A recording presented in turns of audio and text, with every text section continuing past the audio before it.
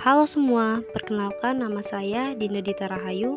Di sini saya akan mengajak kalian untuk mengenal kata serapan yang kita pelajari dalam bahasa Indonesia. Bahasa Indonesia telah menyerap dari berbagai bahasa, baik dari bahasa daerah maupun bahasa asing. Beberapa contoh kata serapan yang berasal dari negara asing seperti bahasa Sanskerta, Arab, Belanda, Cina, Hindi, Inggris, dan masih banyak lagi.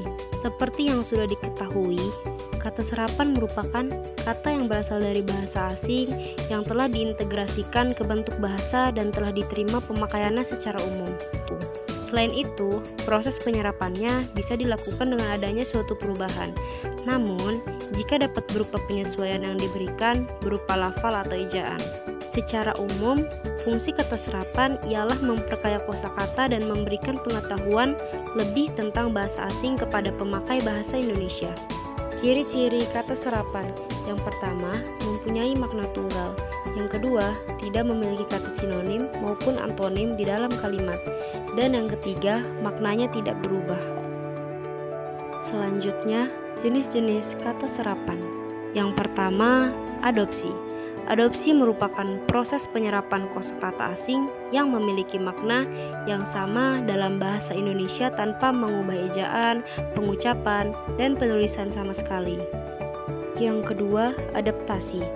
Adaptasi merupakan proses penyerapan kata asing yang digunakan karena memiliki makna sama dalam bahasa Indonesia, namun kata tersebut telah mengalami perubahan dalam ejaan, pengucapan, dan penulisannya sesuai dengan kaidah bahasa Indonesia.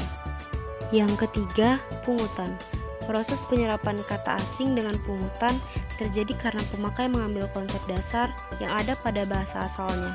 Kemudian, kata tersebut dicari terjemahannya dalam bahasa Indonesia. Beberapa contoh kata serapan dari bahasa daerah ialah seperti berikut. Yang pertama, ada bahasa Sunda. Nyeri sama dengan sakit.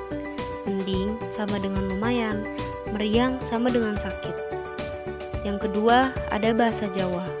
Ampuh sama dengan sakti, lugu sama dengan polos, dan langka sama dengan jarang.